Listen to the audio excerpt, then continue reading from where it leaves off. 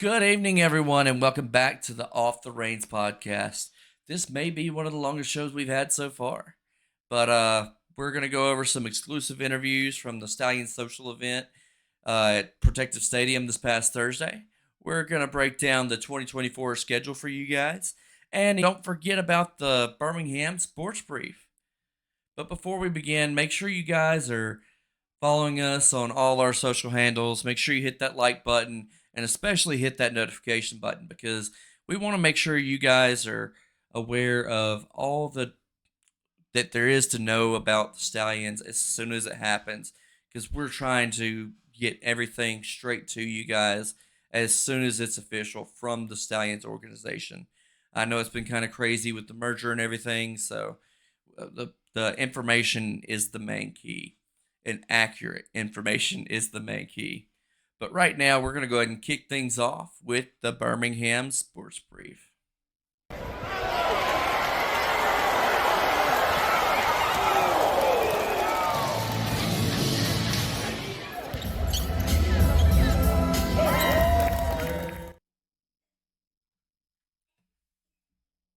Starting off in the USL, the Birmingham Legion had their second preseason match against the Nashville FC on Wednesday, where they fell 3-2.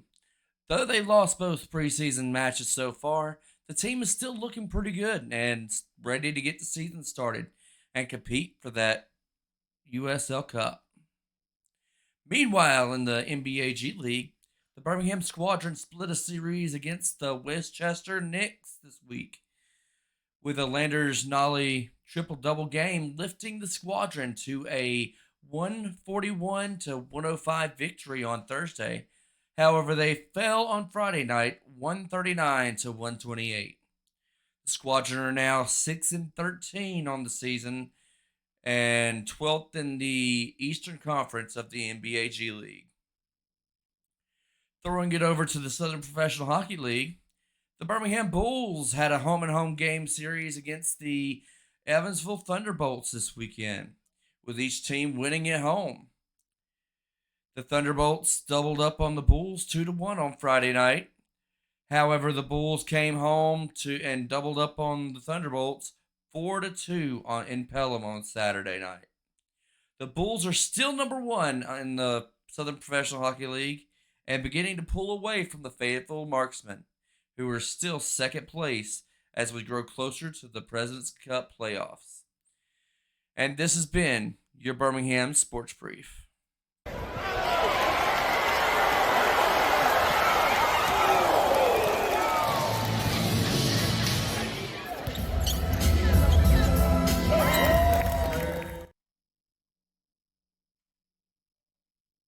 Since we last aired, though, a lot's transpired within the Birmingham Stallions. First being the schedule release. And I absolutely love how they, got creative about their posts when they were sharing them. I know a couple of videos were asking different people about what they were going to be by giving them clues. Like one gave them the city, and the other one gave them emojis to guess what the mascots were and what city. And then Michigan had a really cool one where they had Pablo the Panther actually go shopping for items that were related to each team. And it was really funny to see him pick up lemons and solo cups for DC, which is really cool. But my favorite was Birmingham's video. I know a lot of the team, a couple of them actually used AI, but Birmingham used AI and they created Pokemon for each team on the schedule. So if you haven't seen the video, check it out right here.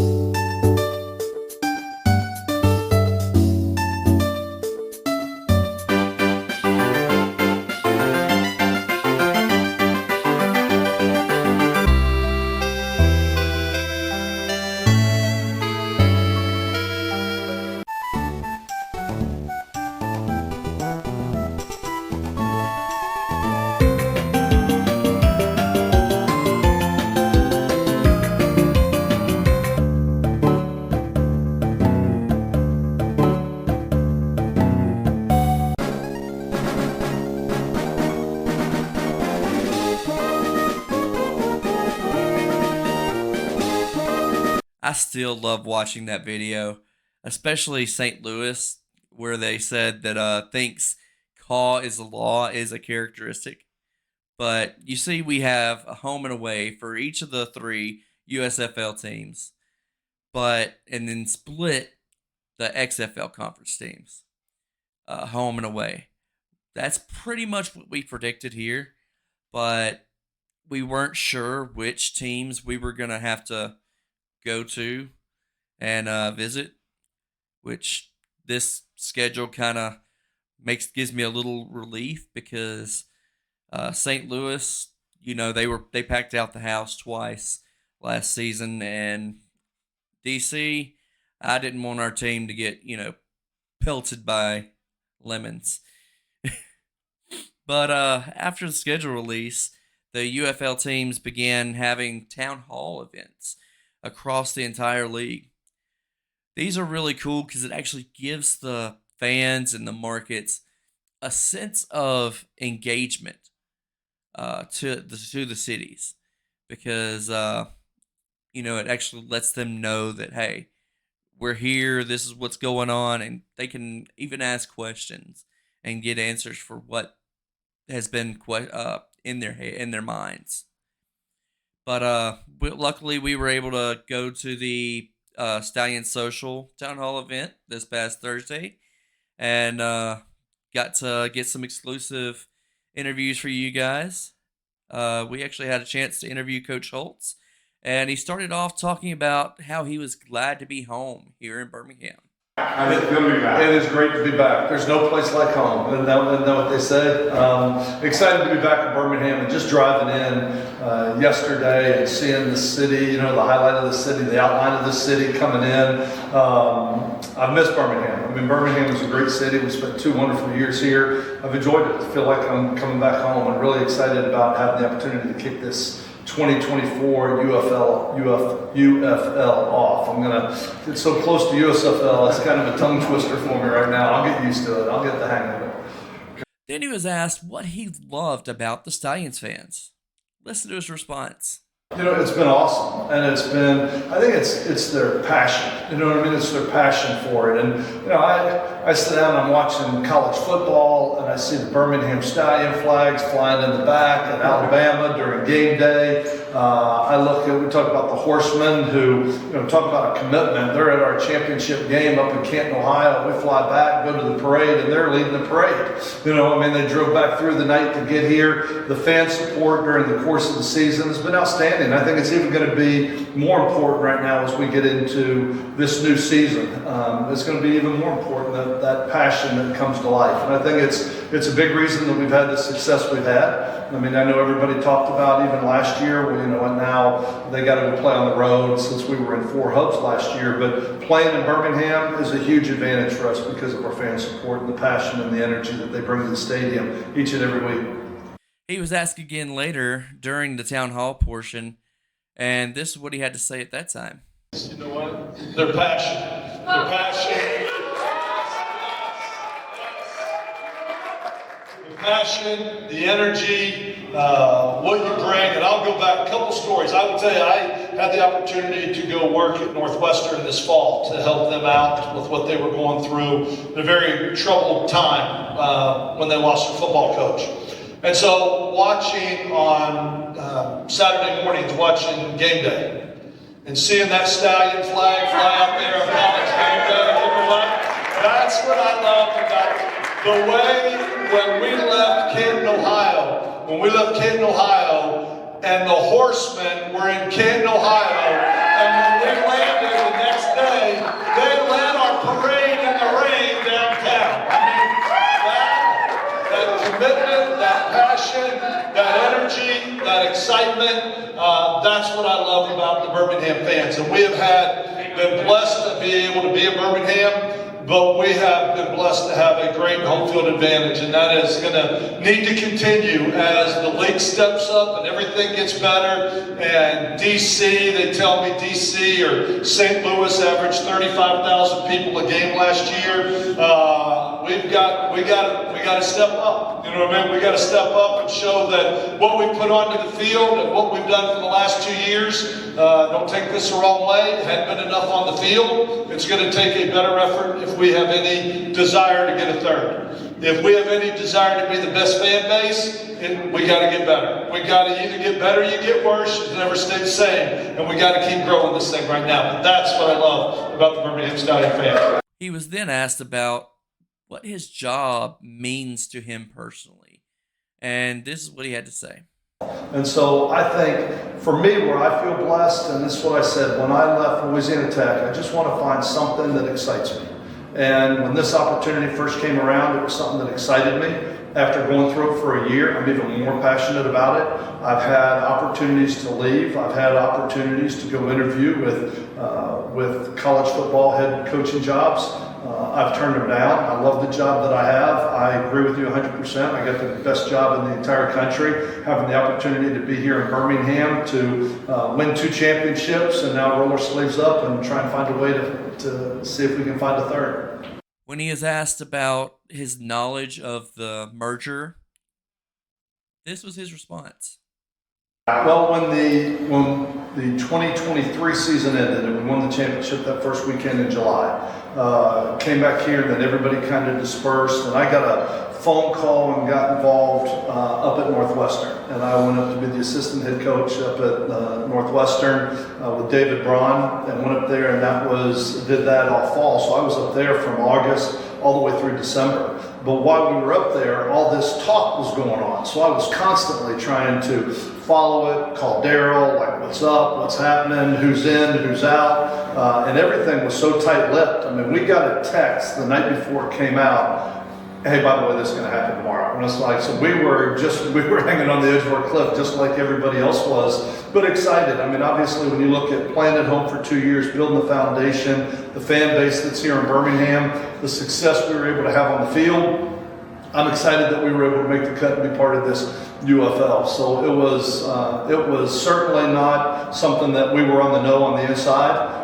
We were kind of just as much in the dark, and everything was very quiet until they finally, it was like the baby unveiling. You know what I mean? And you're in. It's like, yes. He then went on to expand about his thoughts of how the merger meant success for the league. I think going from 800 players that are playing spring football to going to 400 players, I think is going to make the rosters much more talented. I love the foundation of the USFL. I love what Eric Shanks with Fox, the way they put everything together and how they did it. I love the evolvement where we went from all hub to 4 hubs. But I think this is going to strengthen it even more. I mean, you're taking 2 leagues. Really 2 owners when you look at Redbird Capital and Fox that have come together at the top, both incredibly supportive of this venture, and they both want to see it work. I think it's going to make the product much, much better, and I'm excited to be part of it. It's going to be exciting to follow it and watch it go. I know that spring football for years, everybody kind of has 1 foot in and 1 foot out. Nobody had really gone through a 6-game season, and there was a lot of speculation: will it make it? Will it not make it? To see now the USFL go through 2 full seasons, the XFL go through a full season, and to see everybody in top in unison pulling the rope in the same direction, I think it's going to make the product really strong. I think it's going to be great. I'm excited that I have the opportunity to be part of it. When he is asked about the Dwayne "The Rock" Johnson marketing the new league, this was his reply. Well, we'll get an opportunity to spend some time together when we get to Arlington, and all the teams and everybody are there. Great respect for him and Danny Garcia and the job that they have done and what they did marketing the XFL. I think there's a lot of positive things the XFL did. Then there's a lot of positive things the USFL did, and I think bringing all those things together is only going to make the UFL even stronger. Coach then spoke on the inaugural game. It's going to be electric. And I go back to the very first game when we played the New Jersey Generals right out here over my shoulder in the very first game of the USFL, and all the excitement and that pageantry and that electricity that the Birmingham fans brought. Now they're taking the two leagues, and there's a lot of debate: who had the better team, who had the better league? Was it the XFL? Was it the USFL? And so they figured, what a fitting way to kick off the UFL season to take the champion XFL team and the champion USFL team and play. I wish it was going to be right out here in our backyard, but we're going to play that one in Arlington. But I think it's going to be electric. I think it's going to be exciting. There's going to be a lot of, I don't want to say pressure, but I mean, you're going to have the opportunity to represent not only Birmingham, but you have the opportunity to represent the XFL and get this thing kicked off and maybe, hopefully, put some of these arguments on who had the better league to bed early.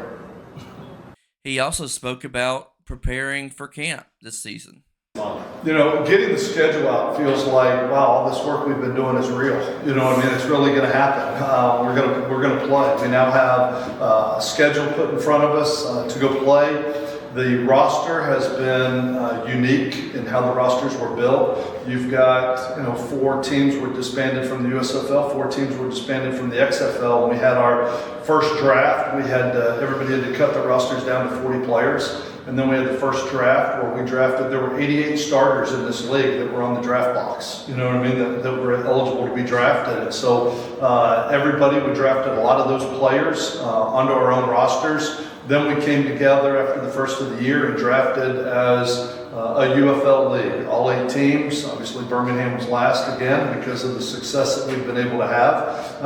And we went through about 15 rounds of the UFL draft where we were able to add more players. And then we've been in the process of free agency. And still, even as we're this close, we're still putting some finishing touches on the roster, adding a player here or there just to round out our 75. And so it has been a process to put it together.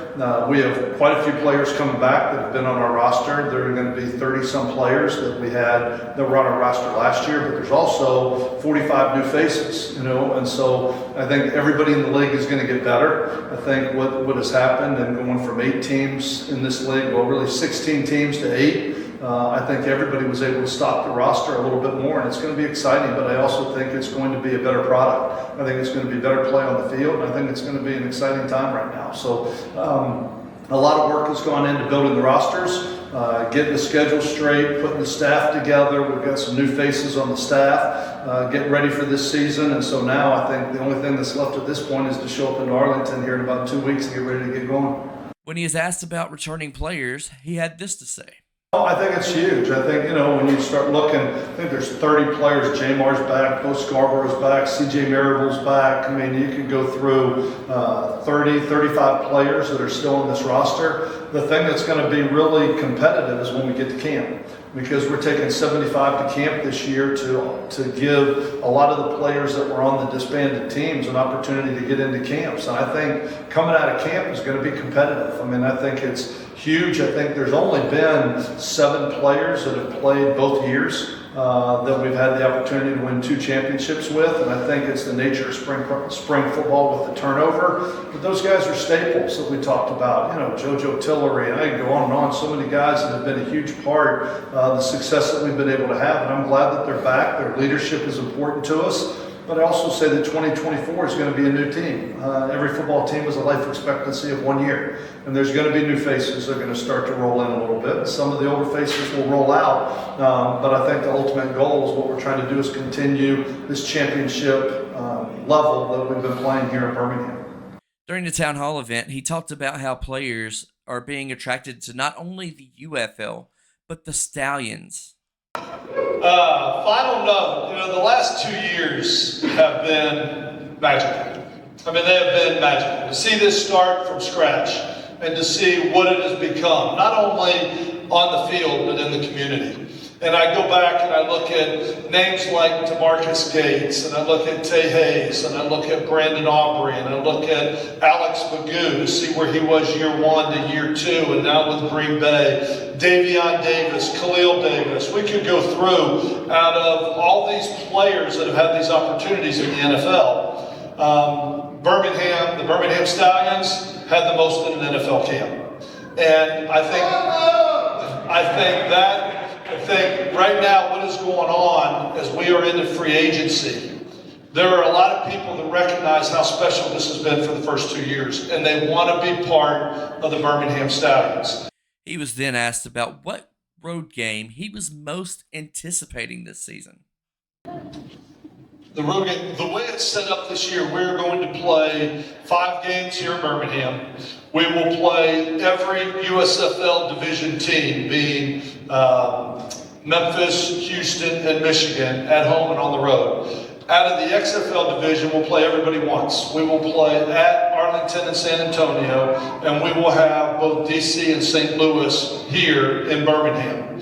The one that I'm looking forward to the most is the first one. And I will tell you that in Arlington, to start the season, the XFL champion versus the USFL champion, I think there is going to be electricity, atmosphere. It is going to, for those that were here the very first game 2 years ago, when the Birmingham Stallions played the New Jersey Generals, came to a 2-minute drive that went down the field when J. Mark put the ball into the end zone.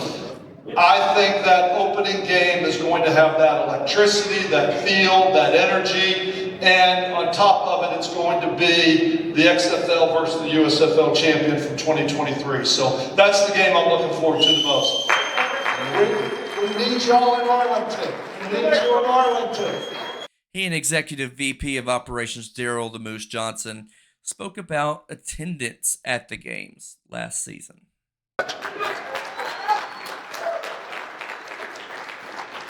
Fill the bowl. Yep. Fill the bowl. I mean, that would send a message to everybody. The first home game in Birmingham, and that lower bowl is all full. There's not a spot there. April 13th. Yeah.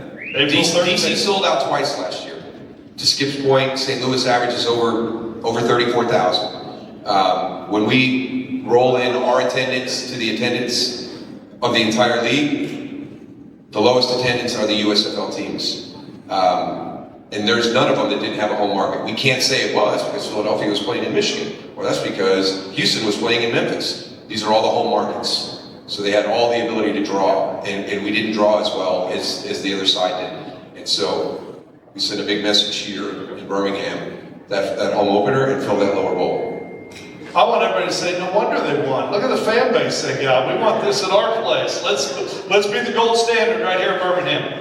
Moose then went on to speak to the media about his knowledge on how the merger unfolded. I was alerted to it late summer, so probably 6 weeks into the process. Okay. Kind of let everybody up top figure out if this is something that has the ability to happen before you start to bring everybody else in. So probably mid-August is when I was kind of brought in the fold of what potentially could happen. And then it was just through the course of the fall, kind of advancing that. But the hardest part for us was, staying on the 2 parallel tracks if this doesn't go through. So while we're making arrangements for potentially having a merger, we're also focused on season 3.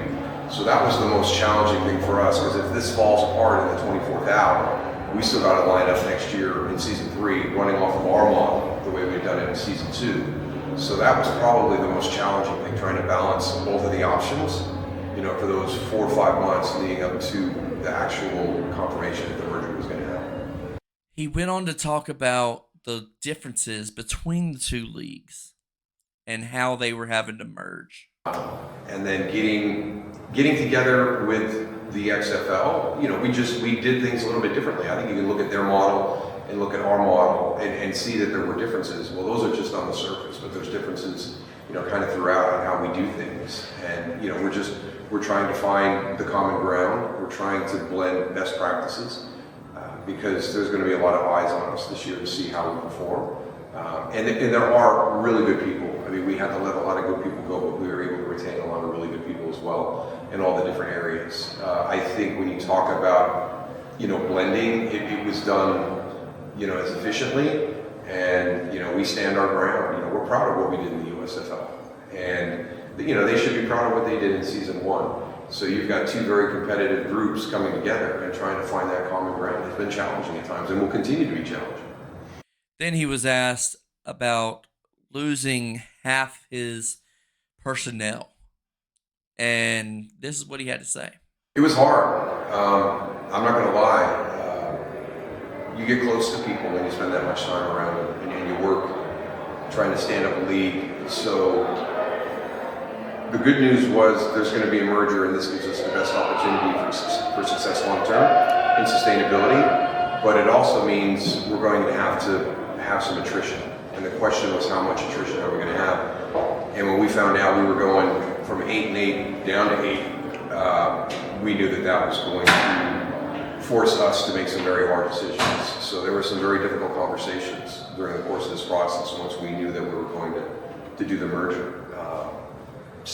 Whether it was support staff, coaching staff, players, people from marketing, people from sponsorships, I mean, it's across the board.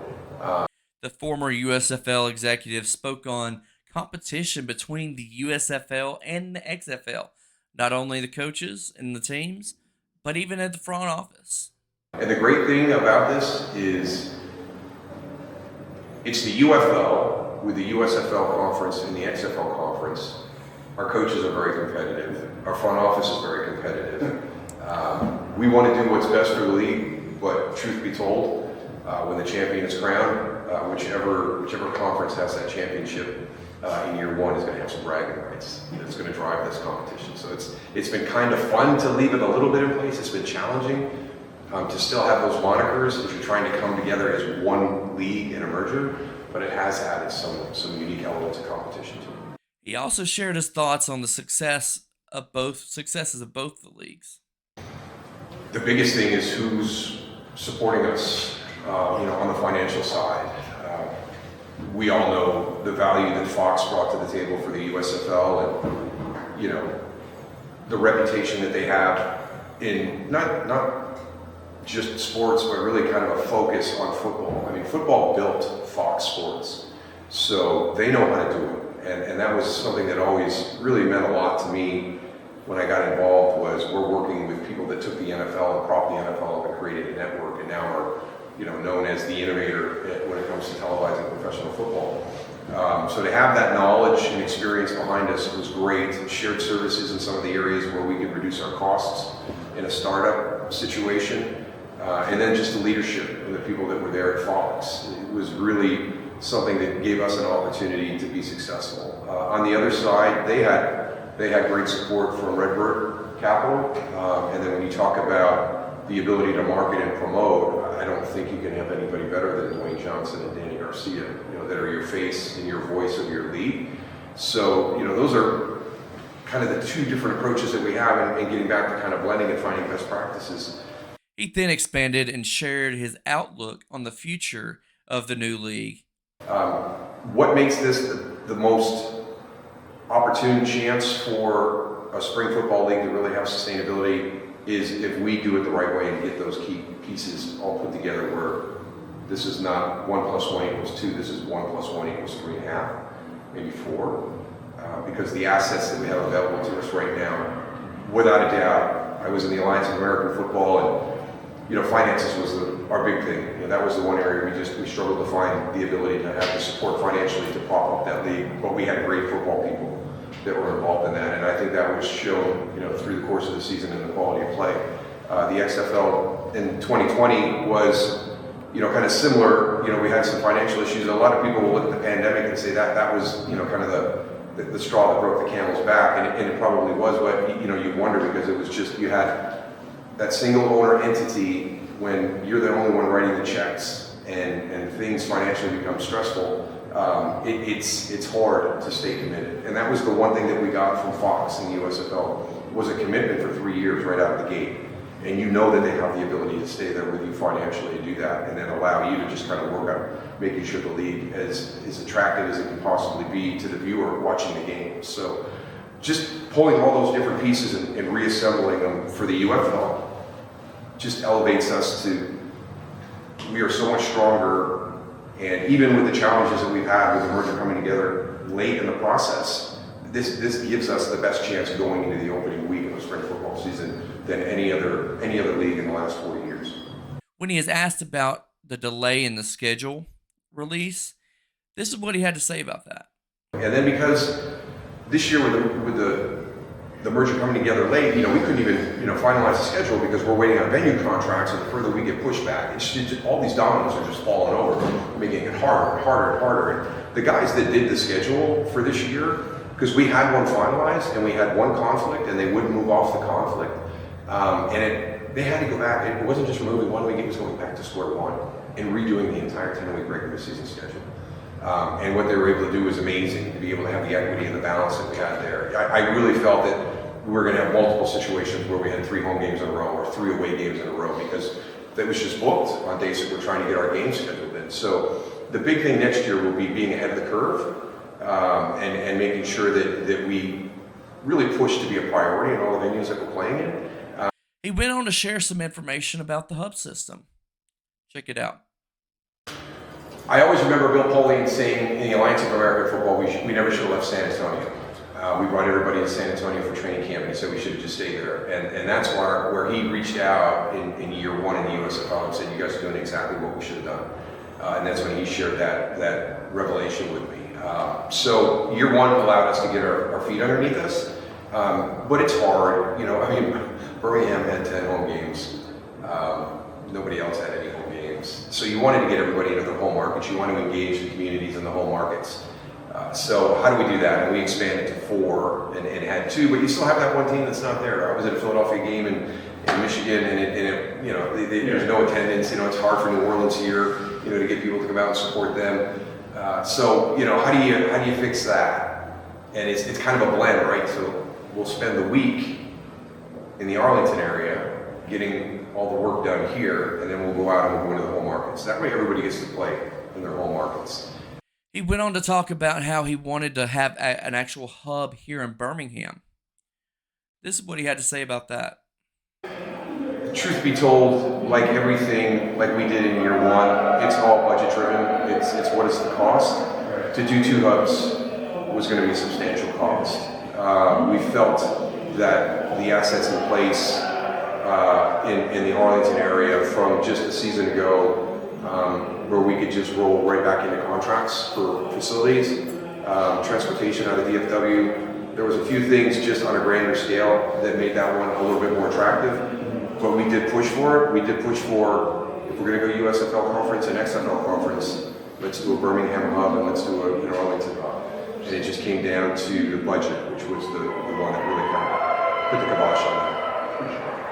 The 3-time Super Bowl champion then discussed his love of the city of Birmingham.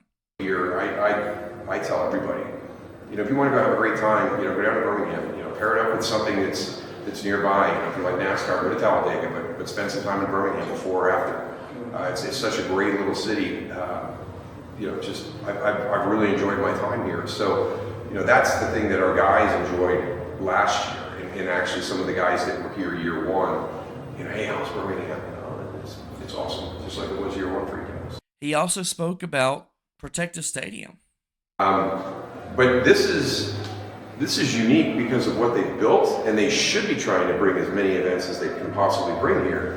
That's the most important thing. So, for Garth Brooks to be really kind of one of the first concert at this stadium, it's the perfect size for the venues, when you talk about concert venues right now. So we understand that the city needs to utilize this and maximize the ability to generate revenue, but we want to be a priority asset that has a home here. When asked about how well Birmingham's going to do this season, this is what he had to say. I never doubt what Skip Holtz does. Zach Potter has flipped this roster again. He went from season 1 as the champion and really kind of flipped it in season 2. And the more he proves his value and gains the trust and earns the trust of Skip Holtz, the more Skip gives Zach the authority to do.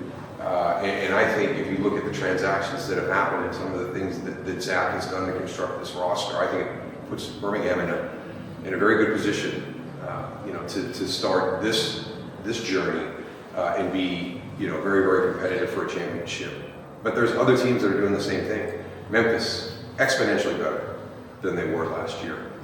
Curtis Johnson has done a great job. Bob Stoops is doing a great job. taking a 4-6 team that everybody felt should be in the playoffs, winning the championship on that side, and you watch the moves that they've made and how that team's gotten better. You know that St. Louis is going to have a chip on their shoulder for not making the playoffs last year and really feeling they deserve to be there.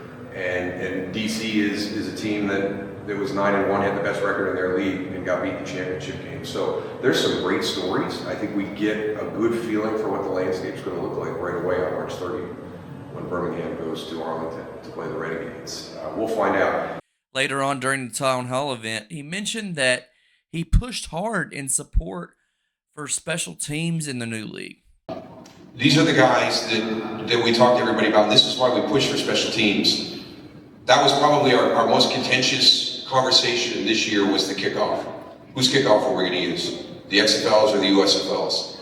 And that was one of the areas where we drew a really hard line in the sand and said, we're doing ours. We're kicking off from the 20. The player safety data that we have from our kick is right in line with what you guys do from your kick. We want it to be more traditional with movement at the point of the kick as opposed to stationary players at the point of the kick. We just feel like it looks like football. So once we were able to kind of convince them about the data and everything, but our key point was, you guys can talk about the NFL trying to get rid of the kickoff, but it gives our players an opportunity to show their value on special teams. If we're not returning kicks, these guys still get an opportunity to show how they play in space on special teams. He also talked about the goals of the UFL. And that's the uniqueness of what we're trying to do here is we challenge our coaches to redo their roster every year, right? We want to have turnover. We want our guys to go to the NFL and have an opportunity not to just go back and play, but to stay and maybe make 2, 3, 4 years of an NFL salary. And that is life-changing for a young man.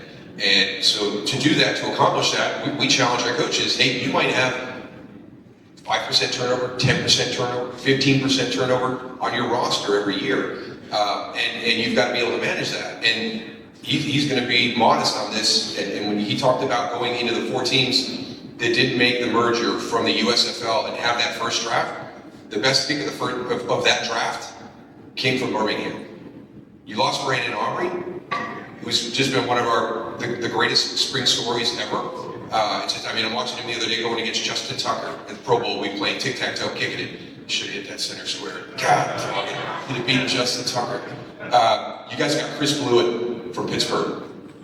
This kid, has anybody ever seen Tiger Woods play golf in person? Has he ever come through here where you've been able to walk the course or see him at one of the events? If you can ever do it, he still has it. I saw him at the Byron Nelson one time when he was young. He was just coming out. And we were standing on the 17th tee, or the 18th tee, and we had our backs turned to the tee box and everything. We're having a conversation, and all of a sudden you heard this sound. And you're like, what in the world was that? It was so different than any other player on tour that I had ever heard hit a golf ball. When Chris Blewett kicks a football, it's different. It sounds different. I mean, he has got a monster leg. So I really felt, how do you replace Brandon Aubrey? I mean, the guy was so good for 2 years, and they go out and they get probably our second best kicker in the league from last season who wasn't going to have a job going into the merger. Then he went into his thoughts of the future of the league. That's a great question. Kind of getting back to our mantra of making it sustainable as we are very responsible in our growth. We're already talking about what are we going to do in year 2? How do we expand? If we expand, how quickly do we expand? What is the model after year 2? When do we? Because this is what everybody talks about here in Birmingham. Because you've had the 8 teams here, and then you had 2 teams here. When do we get Birmingham by themselves here all the time? When are they going to become our team? And they're here in Birmingham the entire season. That's the grand vision, is getting all of these teams into their home markets at some point. And that's been our vision from day one when we were the USFL. And that's what I mean when I talk about the key decision makers at the tops of both leagues. There had to be synergy in what their vision was moving forward. That's what I mean. This will not always be a hubbed out franchise where the work week's in one place and we travel into home markets and play. But we've got to do it in a pace that ensures that we can do this in a way where we can continue to add teams. What's the top level? I think that's all going to be dependent on what the markets say. what is the interest from the outside? As we start to have the players and coaches trust us to come be a part of it because we have shown that we're successful. When do the whole markets now start to raise their hand and say, hey, we'd love it. We'd love to have a franchise from the UFL in our area. So I think this is a kind of a wait and see approach, but we will be aggressive, in that posture. And there's already been conversations and a little bit of data done on, where could some of these next markets be for us, and let's make sure we're ahead of the curve, and we're not looking at something in the last moment. Let's control the process ourselves as the league, and let's us be the group that goes out and finds out where we think the best fit is. When he was asked about Birmingham's biggest rival going into the 2024 season, this was his response. I think it's always going to have a little bit of flair that was established last year with Skip and John. And John moving from New Orleans to Memphis still retains, kind of that home rivalry that was established here in year two. So I think that's always going to be a fun one. And I will tell you, Memphis has done a really nice job during this process. They had the first pick of the draft that Skip mentioned, and Case Cookus is the quarterback in Memphis. Memphis may have one of the strongest quarterback rooms in the league. So they're building it very, very well up there. And I think the fact that you and John and the familiarity you had here being last year at the same hub will be great. And then he closed the evening out talking about the mistakes that were made in the USFL seasons, and that he personally wants to see that they are corrected and rectified for the city of Birmingham and the fans of the Birmingham Stallions. For me, I want to say this to everybody here. After season one and you guys won the championship, I think that we all exhaled a little bit and we patted ourselves on the back, and we did not come back to you and engage this community to support us in season two. And I understand that spring football has left a lot of doubters out there, because there's been a number of times leagues have come to this city and been around for a while and then left. And we had to earn your trust. And when we didn't come back and re-engage with you between seasons one and season two, we lost an opportunity to gain your trust. And I apologize for that. One of the things that we want to try to do a better job of is staying engaged with this community on a year-round basis. And we've got to find a way to do that. And there's some things in the new business model that hopefully facilitate that for us.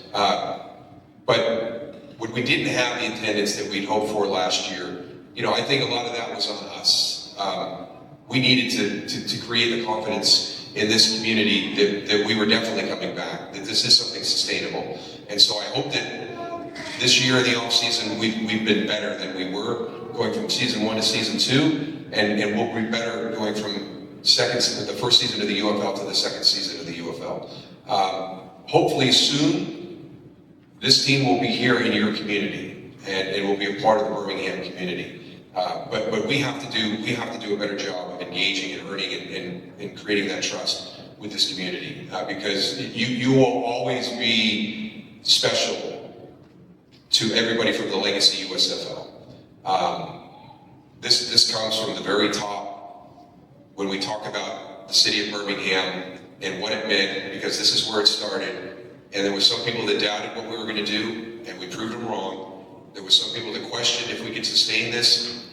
We're continuing to prove them wrong. And nothing would make me happier than to be able to tell this community that your franchise was the first one that was bought by somebody that has ownership of it and is bringing this team back to your community to spend the entire year with you. That's when this league will become magical, because then the communities are engaged. You're going to have that connection with your players. You're going to be able to watch them go to the NFL and succeed. I wish we could have watched Brandon Aubrey kick a little bit longer in the playoffs this year, but that's a whole other story to unhash. But for us, we've got to be better, and we will be better. And I do challenge that first week. I do want this first home game here, because I hear about how good St. Louis is, and I hear about the beer snake in Washington. They had 2 sellouts, blah, blah, blah, right? Wait till you come to Birmingham. If the Horsemen are ready to go, and that fan base is ready to go, I don't care what you say. We may not have had as many people, but it was as electric a stadium that I've been in. And there's a passion for it, there's an understanding of it. And the thing that I loved last season was the little things that happened in each of the markets. The unique things that you guys created here with your fan base. What Memphis did with the group that they had in Memphis.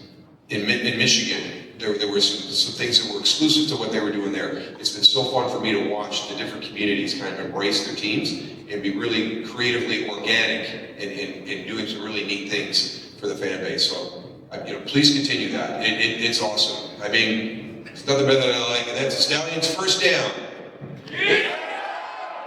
Awesome. It is awesome. That really shows us that even at the top, they have major plans for here in Birmingham and the league as a whole. The event was really fun. I had a chance to talk to a few fans out there. Looked like there were a lot of people even signing up for season tickets. If you haven't gotten your season tickets, please sign up for those because we really need, like they said, we need to sign up. We need to fill the bowl. We've got to fill up Protective Stadium.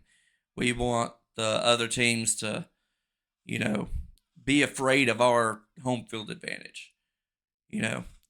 So if you were there, let us know what your favorite part was in the comments. Tell us what you think the answers that Coach Holtz and Daryl Johnson gave in our interviews. But that about wraps up another big episode of Off the Reins podcast. Until next time, my name's Ryan Messer, and giddy up. Thanks for watching.